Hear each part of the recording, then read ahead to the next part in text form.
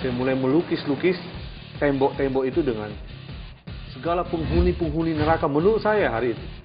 Saya mulai gambarkan monster-monster. Saya mulai gambarkan ada api, ada tengkorak, macam-macam. Makhluk-makhluk tadi itu adalah keluarga saya. Gambar ini menggambarkan apa yang terjadi di hati saya. Pikiran saya, hidup saya itu mulai dirubah. Saya seperti nggak si Afron lagi.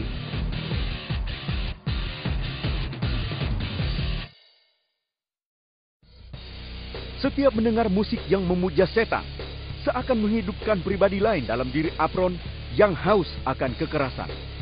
Saya satu kali minum sama teman saya, pulang dari kota. Tiba-tiba ada orang dari depan jalan. Kayaknya ngeliatin saya seperti itu. Nah, kegilaan yang muncul, saya tarik dia. Lalu saya pukul dia ngelawan, tiga-tiganya pukul dia. Lalu dia jatuh ke got. Masih kita injak-injak. Saya ambil batu, pukul kepalanya. Dan teman saya, udah, kita pergi.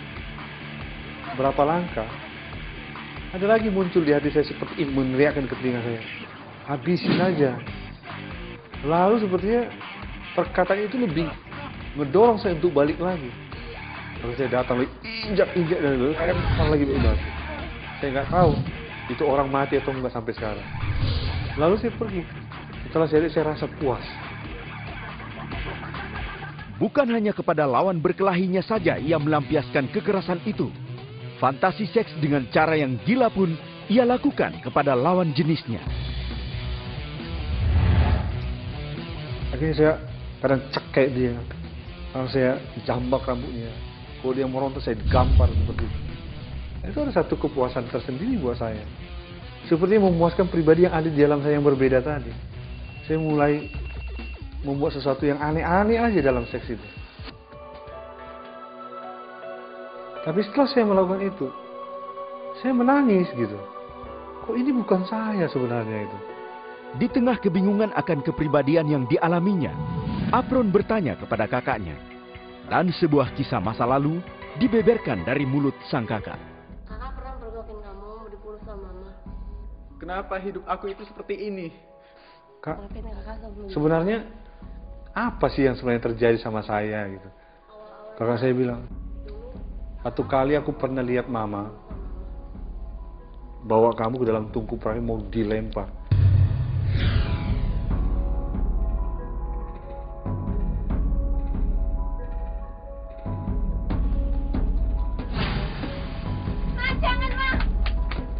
Tapi kakak langsung ambil kamu rebut. Lalu itu aku aduin sama bapak, kata kakak saya. Lalu bapak itu marah pukul mama saya. Kamu membunuh anak kita sendiri. Dasar kamu. Nah, mendengar kejadian itu, hati saya jadi sedih. Gitu. Ternyata memang saya ini udah anak buangan ya gitu. Tapi satu kali ada satu kegilaan muncul di pikiran saya.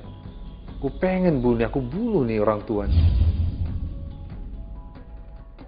Cerita dari sang kakak tersebut membawa ingatan Apron kembali pada masa kecilnya yang penuh dengan kekerasan. Mama saya setiap kali di rumah seperti hidup dalam ketertekanan gitu. Penuh dengan ketakutan. Kalau ketemu bapak saya seperti dia seperti tertindih. Satu kali saya lihat mama saya dipukul. Dasar kurang ajar. Mau membunuh anak sendiri.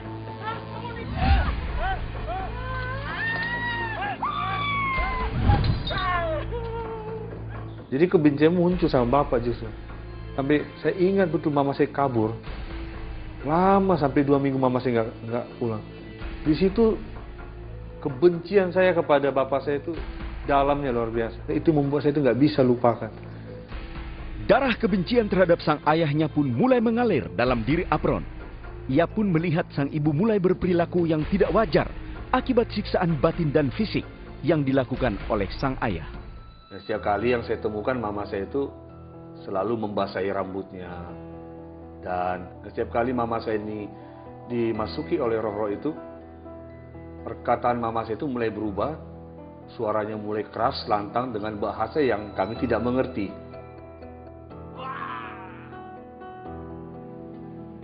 Saya memang gak suka, saya benci. Tapi saya terlebih benci lagi ngeliat bapak saya karena semua ini karena tindakan bapak saya begitu keras buat mama saya. Akhirnya mungkin saya berpikir mama saya begini karena ini pelarian dia seperti itu. Merasa tidak nyaman melihat perilaku ibu yang tidak wajar dan kondisi rumah yang penuh dengan kekerasan. Akhirnya Apron melampiaskannya di luar rumah bersama teman-temannya. Begadang di situ mulai SMP itu, hidup bergaul di situ gitu. Karena kalau mau pulang malas, melihat situasi itu yang menjemukan sekali gitu.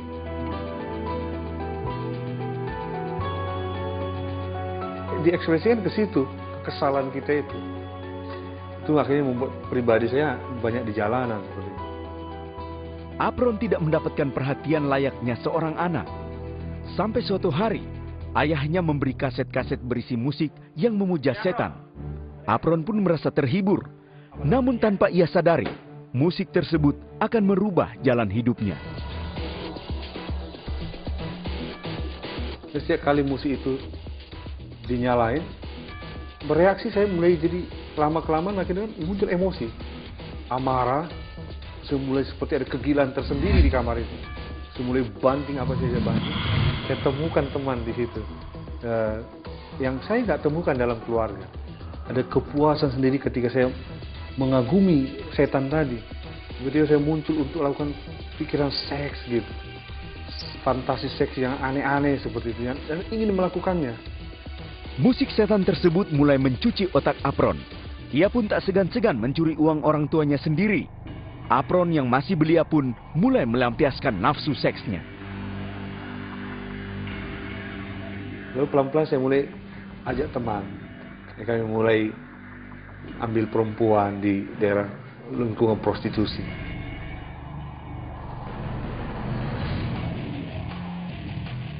Nah, pertama melakukan itu ya rasa takut gitu loh. Ya ngebayangin seperti saya bertemu dengan mama saya gitu loh. Tapi karena kegilaan itu kan, jadi kenikmatan tersendiri gitu. Seperti ngikuti perintah ada yang di hati saya itu aja. Dia itu senang gitu kok, yang di dalam saya itu. Ada satu kegembiraan gitu. Kebencian dan pemberontakan itu terus Apron bawa sampai ia dewasa. Di tengah kegilaannya menggemari musik setan dan alkohol, sebuah penyakit menyerang dirinya. Jadi satu kali saya ada memasuki tahap jenuh, tahap stres yang saya bilang, aduh, ngapain lagi sih hidup seperti itu? Karena saya lihat kondisi saya juga yang sakit, kalau itu kumat perihnya setengah mati ya. Akhirnya saya bisa jadi pingsan, sengal-sengal, aduh, saya rasanya tersiksa. Siksaan akan penyakit yang Apron alami membuatnya gelisah. Ia pun memutuskan untuk bercerita kepada kakaknya tentang apa yang ia alami selama ini. Saya akhirnya mulai telepon kakak saya. Sebenarnya saya tertekan hidup seperti ini. Saya menderita. Saya nggak kuat menghadapi hidup seperti ini. Saya stres kan. Yang ada selalu intimidasi, kebencian yang ada. Lalu kakak saya bilang, sudahlah, kau harus banyak doa, kau terima Tuhan Yesus. Lalu yang adikku, besok aku kirim uang, kamu beli Alkitab itu paling 30.000. Dengan uang yang kakaknya berikan, Apron pergi ke sebuah toko dan suatu keanehan akan segera terjadi. Ternyata di dalam buku itu ada satu estalase jual buku-buku. Yang di dalam buku, catatan bukunya itu ada tulisan, dibebaskan dari jerat iblis, seperti itu. Saya penasaran apakah itu novel atau enggak. Ternyata waktu saya lagi baca buku tadi, ada satu orang kakak-kakak itu menyapa saya, haleluya bang, seperti itu. Nah, saya kaget, loh, kok ada kata haleluya di dalam ruko ini, begitu. Kenapa? Ini apa ini? Ini gereja. Datang ya bang untuk ibadah gitu. Kuping saya udah panas dengarnya, udah saya tinggalkan. Sesampainya di rumah, ia pun terngiang akan buku dan ajakan wanita tersebut. Apron pun mulai mengajak teman-temannya untuk datang ke ibadah itu. Saya mulai mengungkapkan kepada teman saya, ayo mau nggak kalian ke gereja, kita ibadah, saya katakan. Mereka pada ketawa semuanya. Sejak kapan kau gereja? Nanti jatuh itu loncengnya itu, nimpa kita. Katanya. Saya bilang sama mereka, jangan salah. Kemarin saya lihat cewek cantik-cantik. Itu untuk merangsang mereka untuk menemani saya sebenarnya. Namanya jiwa muda. Lalu mereka, ya udah, kita berangkat besok. Kalimat dalam tulisan buku yang waktu saya baca dalam instalasi itu, dibebaskan dari jerat iblis, itu jadi bahan pikiran buat saya. Itu yang memotivasi saya untuk datang ke tempat itu kembali lagi. Keesokan harinya, Apron dan teman-temannya datang ke ibadah tersebut. Tangga demi tangga menuju ruang ibadah itu ia naiki. Namun sebuah kegelisahan yang begitu besar menyiksa dirinya. Ada yang menyiksa jiwa saya hari itu. Pembicara itu mulai menyampaikan pesan-pesan firman Tuhan. Semua pesan-pesan itu kayaknya matanya sama saya terus. Firmannya sama saya. Sampai satu kali dia menyampaikan, Jesus knock your heart softly and tenderly. Saya mulai renung-renung. Siapa Tuhan itu seperti itu? Tuhan Yesus mengetuk pintu hatimu. Dia sedang menanti-nantikan engkau. Tuhan gak pernah membuat dengan cara kasar. Dia datang mengetuk pintu hatimu dengan lemah lembut. Saya mulai bandingkan dengan bapak saya yang kasar. Dan menyerahkan hidup kita. Saya mulai nangis. Nah, saya pikir saya aja menangis. Ternyata teman-teman saya yang juga nakalnya sama dengan saya, sama-sama juga menangis. Di tengah ibadah itu, Apron akhirnya didoakan. Sebuah ingatan akan kehidupannya selama ini mendorong Apron untuk mengambil sebuah komitmen. Saya seperti ada berat gitu. Tiba-tiba semua masa lalu dibukakan memori. Bagaimana saya dengar musik metal itu, bagaimana saya melukis seolah setan itulah bapak saya. Saya hanya duduk dan menangis, saya nggak tahu, sampai saya jatuh berlutut. Hari itu saya bilang, Tuhan, aku ini jahat. Masih mungkin nggak kau terima saya bilang begitu. Kalau Tuhan mau ampuni saya, aku beri hidupku buat engkau seperti itu. Kejadian di tempat ibadah tersebut meninggalkan kesan yang begitu dalam bagi Apron. Sesampainya di rumah, ia menyalakan radio, namun keanehan terjadi ketika sebuah lagu menyentak batin Apron. Hari itu saya nyalakan radio. Tiba-tiba lagu itu nyanyikan pakai lagu bahasa Inggris, tapi lagunya seperti rusa rindu sungai. Loh, kok ada yang beda gitu? Kok aneh gitu loh.